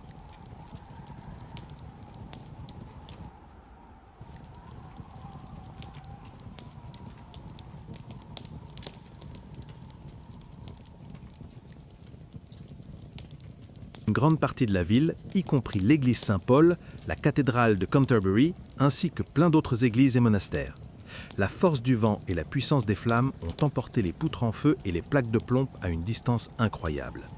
Vu que la plupart des bâtiments étaient en bois et collés les uns aux autres, ça n'étonne pas que les villes médiévales étaient de véritables poudrières. Une étincelle qui s'écarte du chemin ou une bougie renversée, surtout avec les vents d'hiver violents, ça suffit pour que le feu devienne impossible à arrêter. Ça aurait pu mettre le feu à l'enfer. Les gens fuyaient à travers des ruelles étroites et sinueuses, leurs maisons brûlant derrière eux. La plupart du temps, ils n'avaient rien sur le dos à part leurs vêtements. Dans ce chaos, il y a d'innombrables histoires tragiques. Des familles séparées, des enfants écrasés, des gens piégés et brûlés vifs. Vu la technologie limitée des pompiers à l'époque, les citoyens pouvaient juste balancer des seaux d'eau ou de la neige sur les flammes en espérant que le vent tourne avant que toute la ville parte en fumée. La destruction était presque totale. C'était possible. En plein hiver, des milliers de gens se retrouvaient sans abri et dans la misère. Mais sans doute, le plus grand danger de l'hiver moderne n'était pas les grosses tempêtes de neige, les inondations ou les incendies. Parfois, c'était quelque chose de simple, inévitable, une maladie soudaine et mortelle. Avec le chauffage central moderne et les tissus thermiques, c'est dur d'imaginer ça aujourd'hui. Pourtant, le froid humide qui transperçait les eaux et l'obscurité constante en plein Moyen-Âge, c'était un ennemi contre lesquels on n'avait presque aucune défense. Il n'y avait que le feu fumant et des tas de peaux pour essayer de repousser ce froid hivernal. Ça faisait mal jusqu'aux os à l'époque du Moyen-Âge. L'arthrite et le rhumatisme étaient monnaie courante. La douleur empire à chaque année qui passe. Les membres s'engourdissent doucement, puis devenaient noirs sans geler. La pneumonie et la grippe se transmettaient à bout de portant. Le froid avait l'air de pomper toute l'énergie et la vie de l'âme. Au VIe siècle, le moine anglais Gildas, dans son étude sur la chute de la Bretagne, peint un tableau bien sombre. Les nuits sont longues et noires, les jours tristes et glacés, et l'air mort de Ménasté, des rafales glaciales. Ça te glace les os. Partout, c'est neige et verglas, un vrai calvaire pour les humains et les bêtes. Le monde entier est mort et gelé. On dirait coincé dans un enfer glacial. Surtout pour les vieux et les faibles, l'hiver, c'est ce moment de peur, désespéré, où on sait que la chaleur ne reviendra plus. Les gens empilaient couche sur couche de fringues et se serraient ensemble pour avoir chaud. Mais le froid finissait toujours par s'infiltrer. Les flammes crépitaient dans l'humidité et finissaient par s'éteindre. Il ne restait que cette fumée âcre qui brûle les yeux et serre la gorge.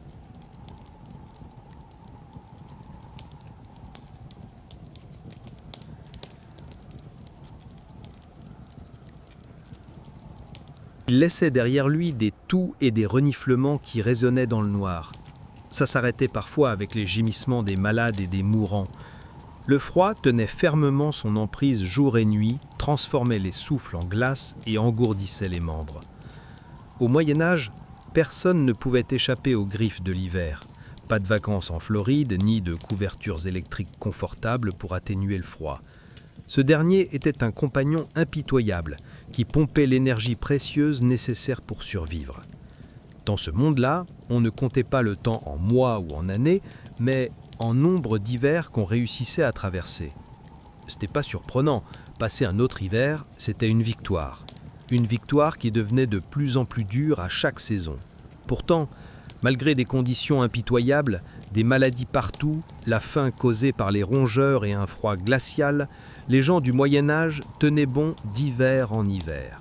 Ils résistaient, blindés par leur esprit indomptable. Quand les réserves de bonne bouffe étaient quasiment épuisées, ils serraient un peu plus leur ceinture. Quand le feu ne grondait plus que dans les braises, ils rapprochaient une vieille couverture déchirée. Et quand l'obscurité les encerclait de toutes parts, ils se rassemblaient et pensaient à l'avenir. Ils murmuraient les histoires des jours plus brillants. Dans le poème anglais du XIVe siècle Piers Plowman, il y a un passage touchant qui capture la pure résistance de l'esprit médiéval. Avec le chagrin et les affres de l'hiver, le gel et la neige et la grêle, tout ça passera et la paix régnera. L'espoir triomphera et ne faillira jamais. Même dans les recoins les plus sombres de l'hiver, les gens du Moyen-Âge trouvaient de petites joies et des grâces. Les voisins, au milieu du froid et de l'obscurité, partageaient ce qu'ils avaient de peu avec ceux qui avaient encore moins. Certains, la nuit, ils juraient avoir entendu les anges dans le souffle du vent. Ils promettaient que la chaleur et la lumière reviendraient. Alors les gens du Moyen-Âge se sont accrochés à l'espoir de toute leur force. Ils tenaient à la vie avec rage et tournaient leur regard vers l'horizon lointain où le printemps les attendait. Au fond d'eux, ils savaient que peu importe à quel point l'hiver était cruel et impitoyable, ce n'était qu'une étape passagère. Le soleil reviendrait, la neige fondrait, et le monde renaîtrait, vert et magnifique, comme si l'hiver n'était jamais venu.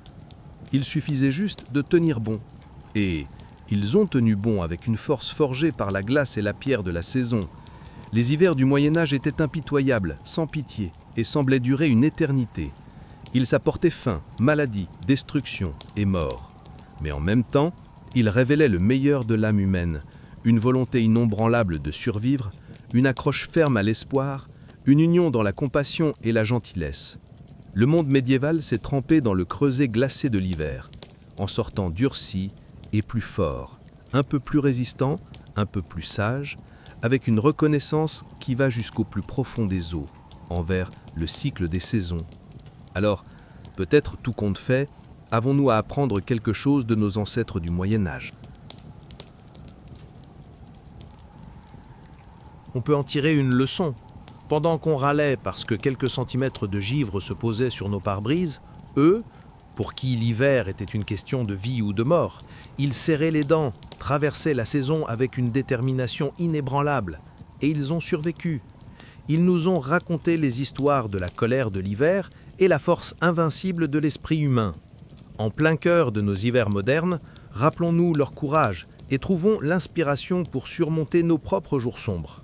Les gens du Moyen-Âge faisaient face de plein fouet à la morsure glacée de l'hiver et refusaient de se rendre. Inondations, famines et tout le reste, ils les affrontaient. Ils ont survécu aux tempêtes de neige et aux nuits les plus sombres. Ils ont enterré leurs morts dans le sol gelé et se sont réveillés au son des gémissements de faim. Mais toujours, ils se sont accrochés fermement à l'espoir du printemps. Et si eux ont pu traverser l'hiver avec rien d'autre que leur foi et leur peau, alors nous aussi, on peut trouver la force pour affronter nos propres batailles. En sachant que Thor reviendra et que la lumière renaîtra, les hivers impitoyables du Moyen-Âge sont peut-être derrière nous. Mais leurs leçons résonnent à travers les âges. C'est la preuve de la force durable de l'âme humaine. Alors allons-y, suivons les traces de nos ancêtres et affrontons le froid de l'hiver avec du courage, de la compassion et une foi inébranlable. Parce que s'ils ont pu affronter la saison la plus sombre la tête haute, alors nous le pouvons aussi. L'hiver arrive, mais comme le Moyen-Âge le savait bien, le printemps n'est jamais loin derrière. Alors que les vents glacés balayaient le paysage figé, les gens du Moyen-Âge se rassemblaient autour de la lueur vacillante du feu de la cheminée. Ils se blottissaient les uns contre les autres pour profiter de cette chaleur précieuse. Ils partageaient les histoires passées de l'hiver. Même les âmes les plus fortes étaient mises à l'épreuve par cette rudesse. Ne te fie pas aux saisons. Que ce soit dans de modestes cabanes ou dans de vastes manoirs, le souffle glacé de l'hiver mordait sans pitié. Les volets battants et les toits en roseau fin n'étaient pas assez pour protéger du froid sans pitié. Du paysan jusqu'aux princesses, tout le monde sentait la morsure de Jack Frost qui gelait le nez et engourdissait les membres. Mais certains avaient la chance d'avoir autour d'eux un feu rugissant où se rassembler. Le crépitement des flammes et l'odeur de la fumée apportaient un petit réconfort face à l'assaut de l'hiver. Dans les châteaux des nobles, la grande salle, les cheminées consommaient une quantité énorme de bois, entretenus par des serviteurs tremblants qui ne s'arrêtaient pas de bosser. Mais même le noble le plus puissant hésitait à s'aventurer au-delà de l'éclat du feu, parce qu'en hiver, le froid trouvait toujours un moyen de traverser les murs en pierre les plus épais et les fourrures les plus luxueuses. Pour les plus bas dans la hiérarchie, la saison apportait surtout une lutte sombre et difficile pour survivre. Les cabanes grossièrement taillées offraient très peu de confort de vie. Les maigres rations de tourbe ou de bois ramassées dans la forêt. Le poêle chauffait à peine l'hiver.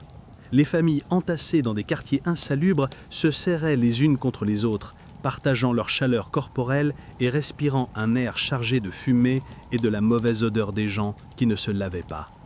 C'était une existence sombre, c'était sûr, mais même dans ces privations, on trouvait parfois des moments de joie. La lueur des feux de camp sur la place du village attirait les gens hors de leurs baraques. Même si ce n'était que pour une courte pause, les voisins rassemblés autour des flammes dansantes échangeaient blagues, taquineries, histoires et chansons. Ils se sont bousculés. Pendant un court instant, la dure réalité de l'hiver semblait vraiment loin. Les jeunes amoureux échangeaient des baisers secrets. Leur enthousiasme n'était pas refroidi par le froid. Les enfants couraient sur les étangs gelés en criant de joie en juin. Même les vieux retrouvaient un peu cette insouciance de leur jeunesse hivernale, sentant que le poids des années s'envolait pour un moment. Ces instants joyeux étaient d'autant plus précieux qu'ils étaient rares. Face à l'attaque implacable et impitoyable de l'hiver, les pensées s'envolaient vite vers les ventres vides et la misère des pauvres. Le rongeur, son pote, est devenu affamé. L'abondance du printemps semblait une moquerie cruelle, pendant que les champs sous la neige restaient stériles. Le spectre de la famine se faisait bien sentir en ces temps difficiles. Une mauvaise récolte pouvait être une catastrophe pour tout le village. Beaucoup de mères disaient avec douleur que les joues de leurs enfants s'étaient creusées et que leurs yeux vides reflétaient la faim. Le conte impitoyable de la famine créait un type particulier d'impuissance. Certains n'avaient même plus d'où aller pour remplir leur ventre. Il y avait plein d'histoires bizarres sur ces longues périodes. Les actes surnaturels qui tourmentaient les cauchemars des gens pieux et la faim qui ravageait la terre n'étaient pas les seules galères. Le souffle glacial de l'hiver déclenchait une série de maladies qui décimaient la population affaiblie. Le brouhaha de la toux rauque de la pneumonie résonnait dans beaucoup de baraques, pendant que les proches regardaient impuissants. La variole et la diarrhée se répandaient sans contrôle, détruisant des familles entières. Les très vieux et les tout petits étaient particulièrement vulnérables. Leur corps fragile n'était pas équipé pour affronter les ravages de l'hiver. Mais peut-être que la plus grande injustice était réservée à ceux qui devaient sortir en hiver face au creux de sa colère. Les voyageurs risquaient leur vie et leurs membres sur des routes dangereuses et traîtres. Beaucoup de malchanceux furent engloutis par des tempêtes de neige violentes ou périrent en tombant dans de profondes congères. Leur corps gelé ne serait découvert qu'au dégel du printemps, rappel cruel de la puissance mortelle de l'hiver. Même les courageux chevaliers, ces robustes guerriers du royaume, n'étaient pas à l'abri des privations glaciales de l'hiver. Dures.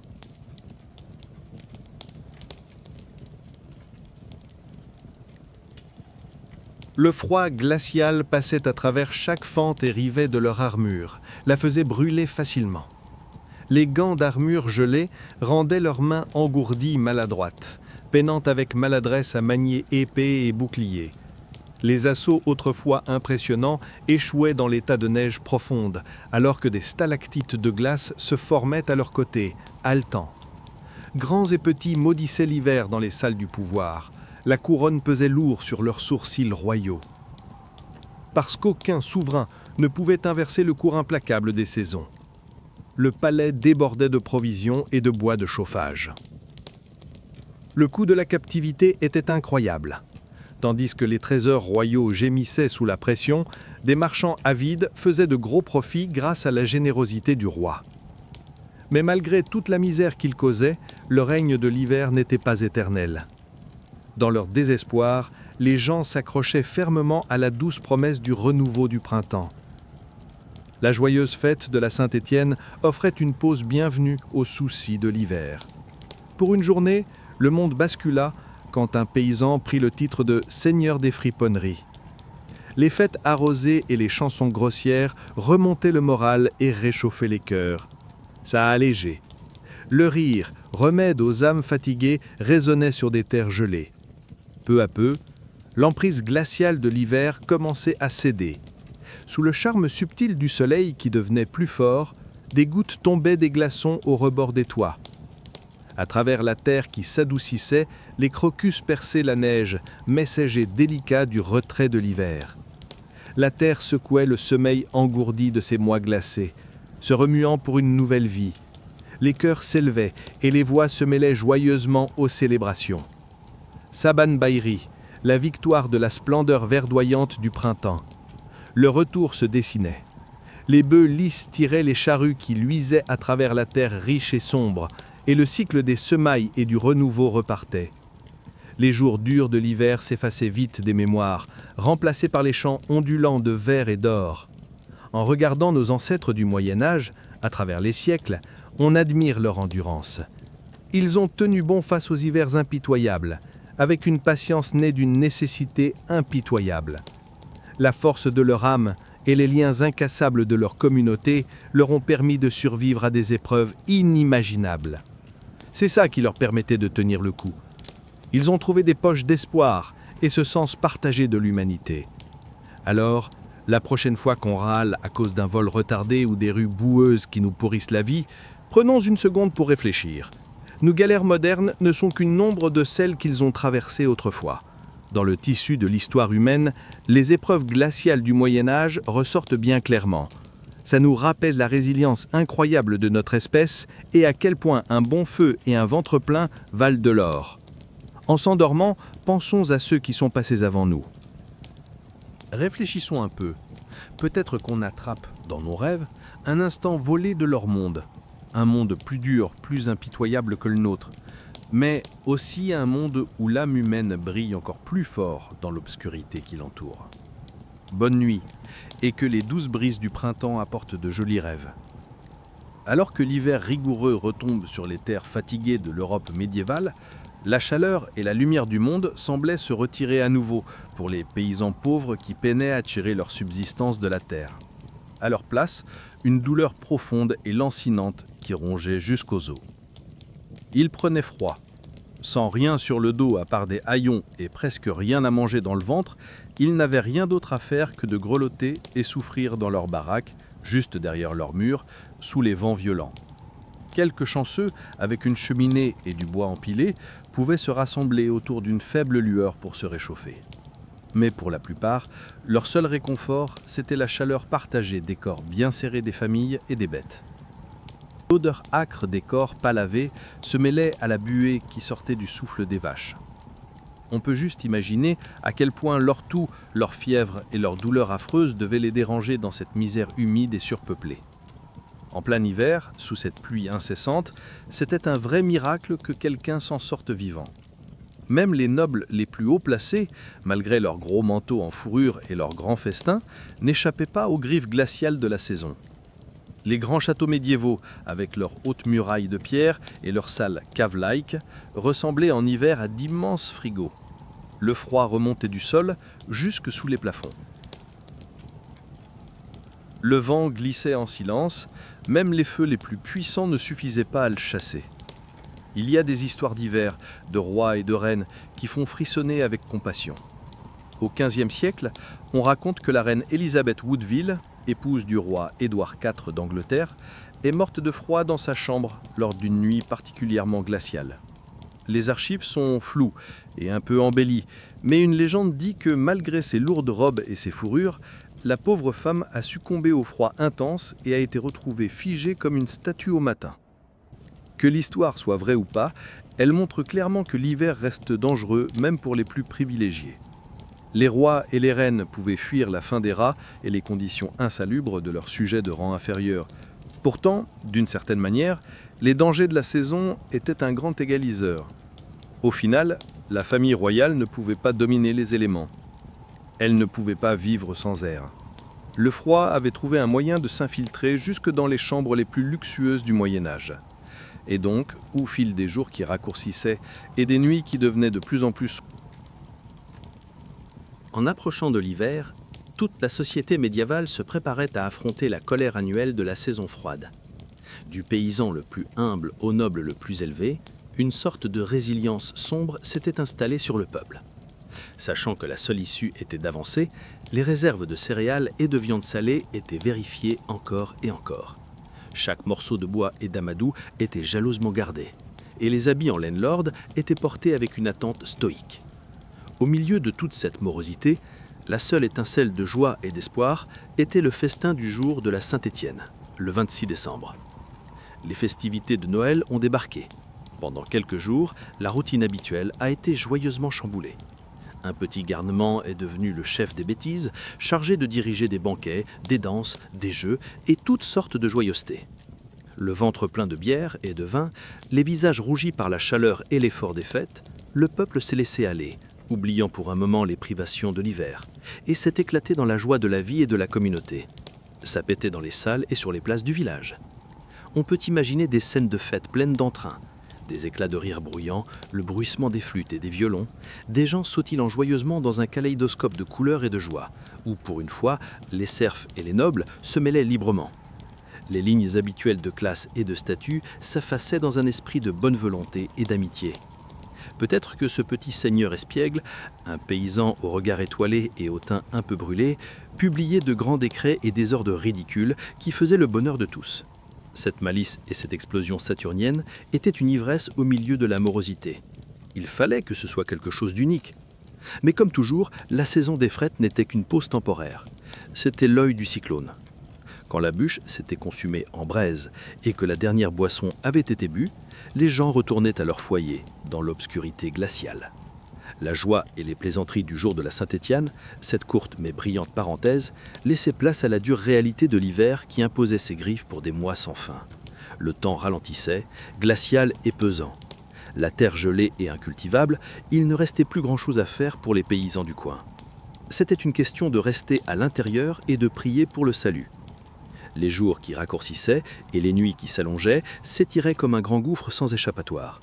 Les survivants s'étaient rassemblés dans leurs abris rudimentaires, leurs visages marqués par le désespoir de ne plus jamais sentir le baiser doux du printemps. Pourtant, même l'hiver le plus cruel ne peut durer éternellement, et les premières pousses vertes de la nouvelle vie poussaient bel et bien sous la terre gelée. Elles attendaient l'horreur. Dans les jours les plus sombres et les nuits les plus froides, elles s'accrochaient à l'espoir. Pour ceux qui se tenaient les uns aux autres, Thor reviendrait. Le soleil ferait son grand retour dans le ciel. Le sang s'accélérerait dans les veines.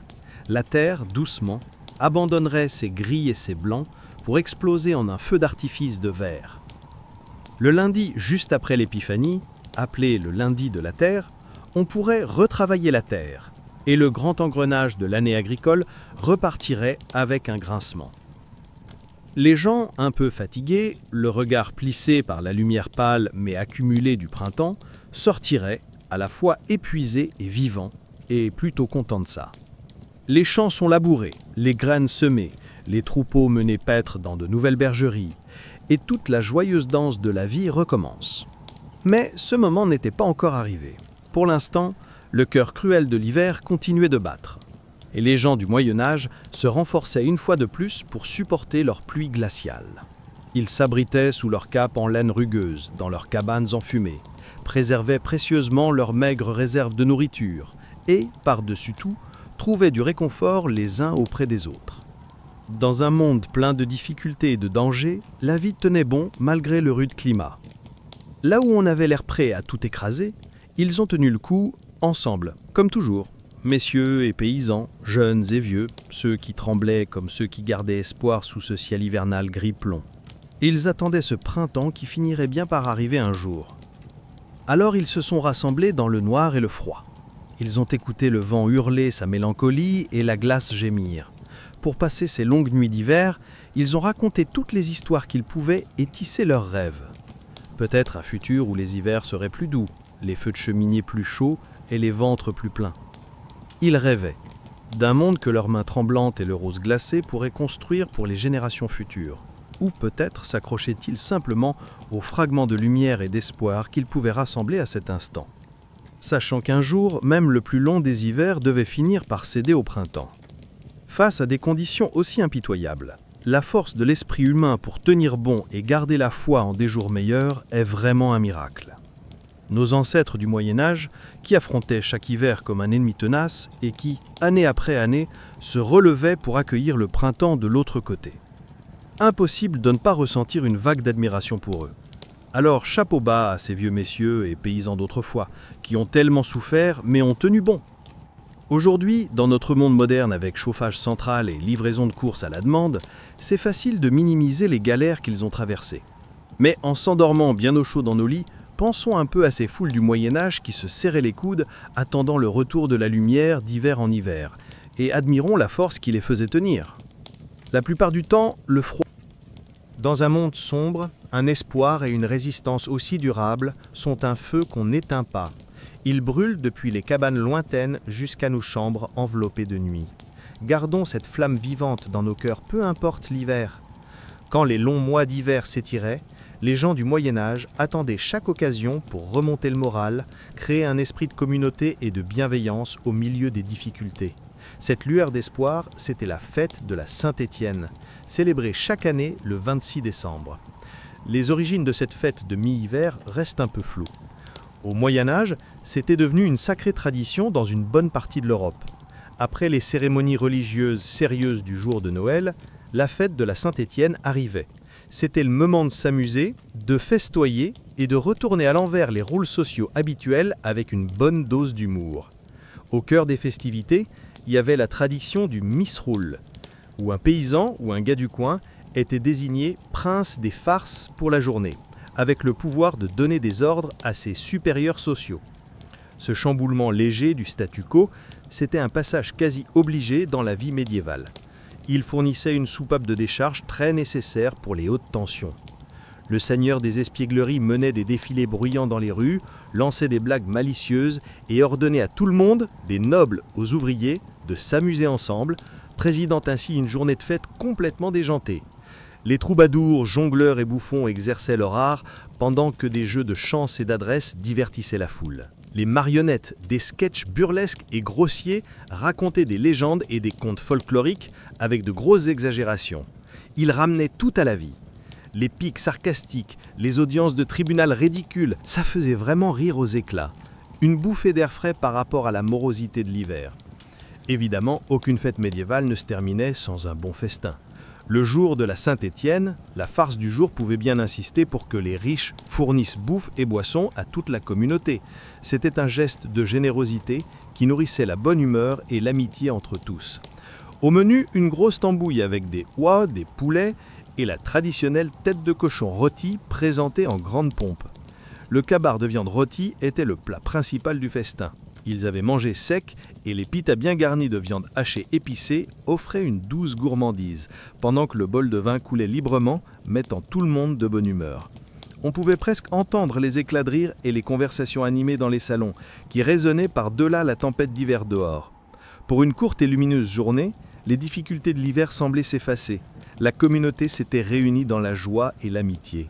Quand le festin prit fin et que les fêtards rentraient chez eux, près du feu, ils emportaient avec eux leur chaleur, savoir qu'ils avaient des amis et des voisins sur qui compter, comme une flamme joyeuse dans l'obscurité, et même dans les moments les plus durs, pouvoir trouver des éclats de rire et de joie. Ça leur apportait un vrai soutien pour affronter les jours difficiles à venir. D'une certaine manière, la glace de l'hiver semblait un peu moins rude. Les vents hurlants devenaient un peu plus supportables. Leur ventre était bien rempli de bons repas et leur cœur débordait d'amitié. La fête de Saint-Stéphan marquait que, même dans la nuit la plus profonde de l'hiver, le premier souffle du printemps allait bientôt arriver. C'était un rappel à temps que l'espoir finirait par l'emporter.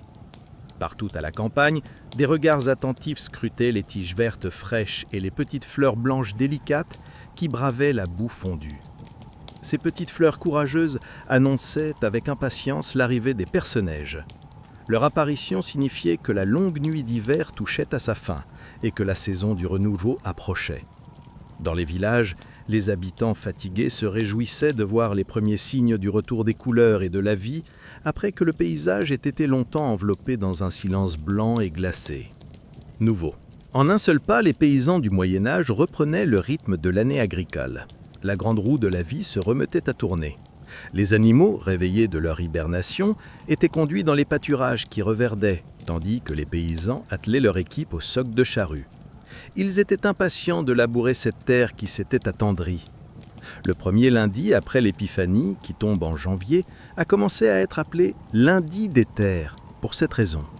C'était le signe que, après le gel de l'hiver, le sol pouvait enfin être travaillé à nouveau.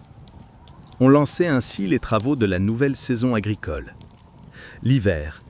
Après des mois passés à être cachés, les charrues ont été sorties et bénies joyeusement lors des cortèges de ce samedi dans les champs. Les paysans, eux, sont allés de porte en porte pour récolter de la nourriture, de la bière et quelques pièces. Tous pleins d'espoir pour le travail à venir et la récolte.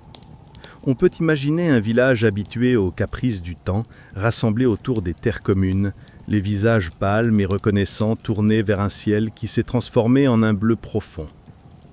Avec leurs houes et pioches en main, ils se préparent à enterrer les premières graines pleines d'espoir dans cette terre, prête à les accueillir.